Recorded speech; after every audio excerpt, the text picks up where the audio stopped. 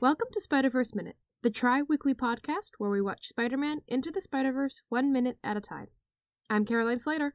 And I'm her brother Sean. And today we are discussing Minute 100. It starts with Miles opening his eyes and ends a minute later with Miles webbing an electrified Kingpin. What did you title this minute? The shoulder touch. Yes, this is The best shoulder touch in the whole movie, in my opinion. the best one, and I would say the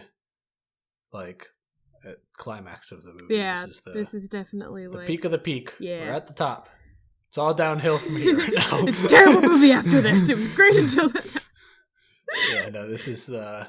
I would say that. Hey, I don't know. I guess I wanted to say it's very hard to be able to point to a specific spot in a lot of movies that is just this is the moment of the climax.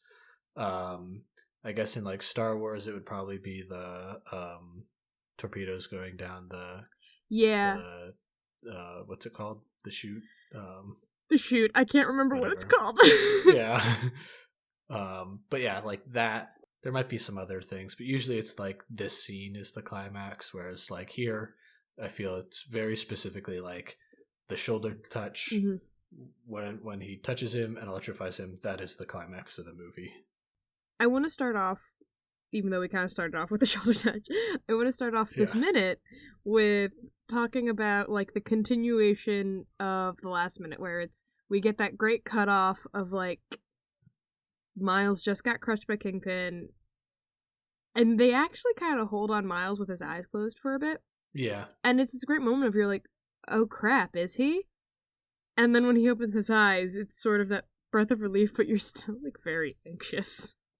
Yeah. And it was also, it's a he's gonna get back up, but it's still a little nervous. Is it gonna you're still on your seat as to when it's gonna happen? And they do such a great job, and there were two moments, well, I guess it's technically one moment, really, that I absolutely love. The beginning of it is Miles seeing his dad, and then it cuts to Jeff and him just saying, "Get up, Spider-Man," and you can hear then it cuts back to Miles and him hearing Jeff saying, "Get up," and I'm like, oh. Yeah, I really like that, the turn that Jeff has had of not really liking Spider-Man, but then seeing the battle, what he saw of the fight, and kind of turning his opinion around on Spider-Man. I don't think it's gonna completely change it. I think he's still gonna be apprehensive about this new Spider-Man coming in. I think he's definitely changed in the sense that when you think back to the beginning of the movie and he was talking about Spider-Man, and it's my men out there risking their lives sort of thing, real danger. This is almost the first time he realizes oh, Spider-Man is in a lot of danger. I bet he just only saw him during the small stuff that Spider-Man did. Swinging around, taking advantage. Yeah. And that's fair. Why would he see the other stuff? Yeah. There probably hasn't been a whole lot of world-ending stuff that's happened in this universe yet. Yeah. And I feel I don't think this is a sudden change either. I think this sort of changed. It was sort of the end of a beginning change, because I like to think when it was first announced that Peter had died and that he was revealed to be Spider-Man, I feel that was sort of the first time of Jeff kind of thinking of the dangers and stuff. Yeah, but we also have him then later when Aaron dies. This is true. Him calling out the APB on Miles. And so he's been swinging around. He's probably very confused right now. He's probably feeling very conflicted. I think that's what it is. It's almost like he went through this very internal journey of how he feels about Spider-Man that we just didn't see. And I think there's an action that happens next week that we'll get to that I definitely think will soften him a lot, or at least help him out. But we'll get to that next week. Spoilers. I like when Miles hears his dad cheering him on, essentially, and he starts getting up, I love Kingpin's just like look of disbelief. He's like serious right now?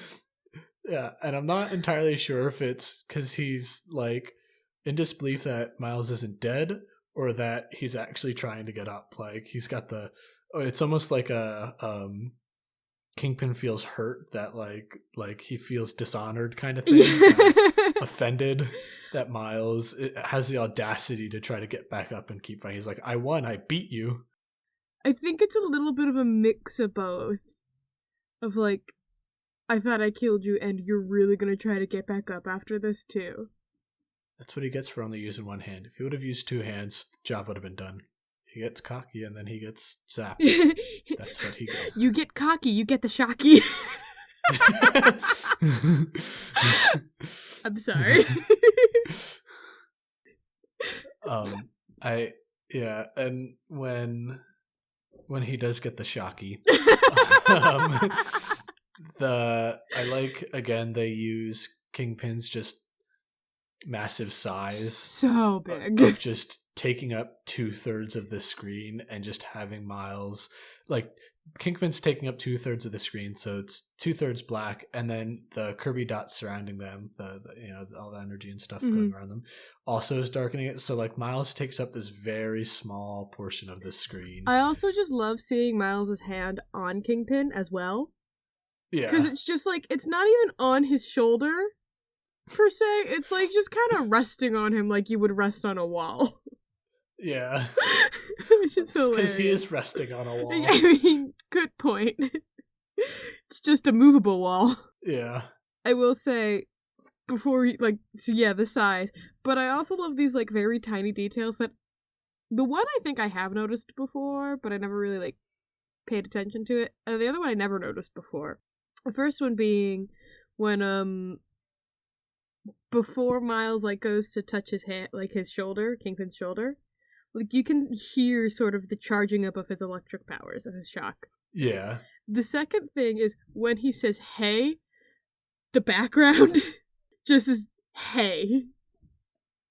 The text that shows up is really cool. And I also like, too, when they cut to the side shot, they also cram the hey. It's still in there. I love that. And I love it's so squished and really tall. Like, I think if they didn't have Kingpin taking up most of the screen, it wouldn't have worked as well. Where, like, with Kingpin taking up most of the screen, it's, like, so subtle.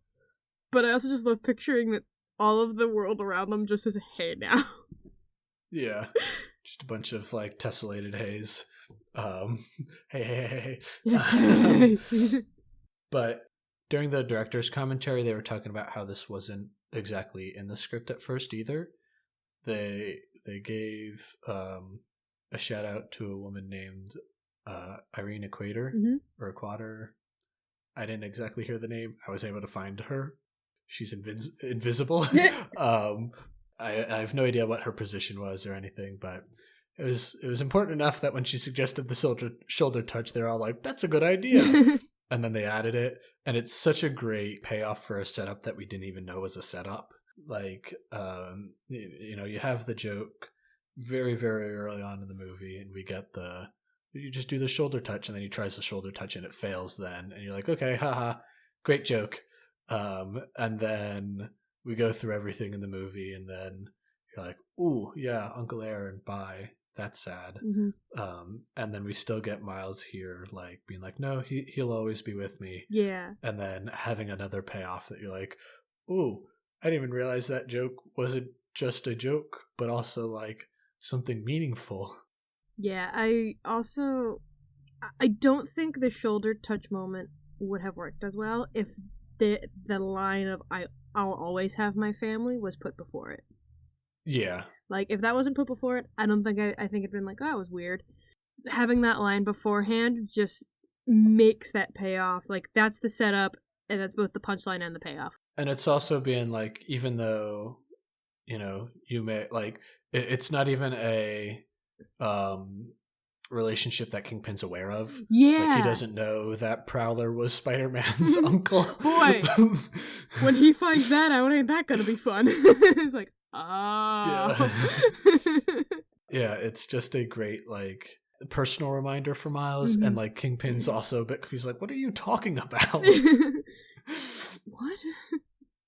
Yeah, his look of confusion right after it's like, you ever hear about the shoulder tension? He's just like, what? Yeah. Is gold. It's great. I love it so much. Yeah.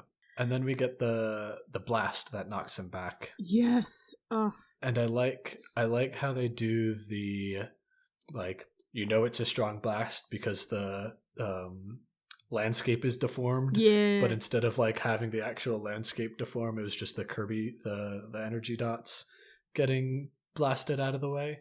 And it's such a great, like, oh, it's the light coming back in from the dark. Like, because it's an electric blast, it lights up the area and the lightness is re-entering the world here. It's such a great moment, and I do like how it ends with Miles grabbing him with the webs.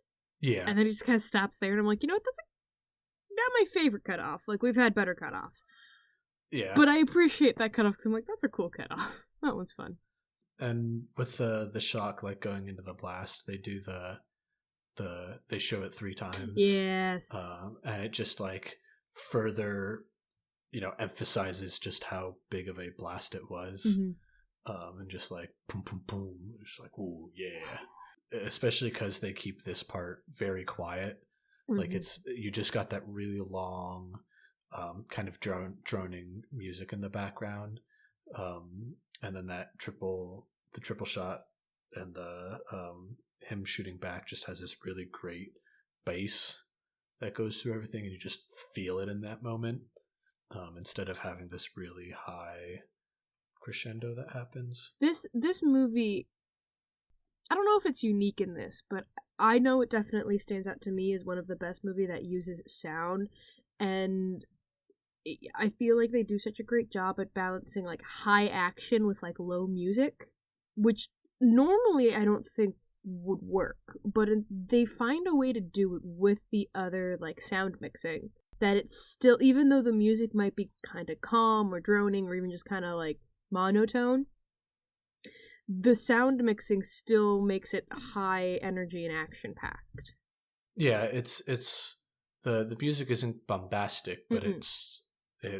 it's still there, yeah. And just as it enhances everything. Like when he first does the shock, it cuts out, and then it swells up again and comes back in, but it's not this super bombastic re-entry to do that.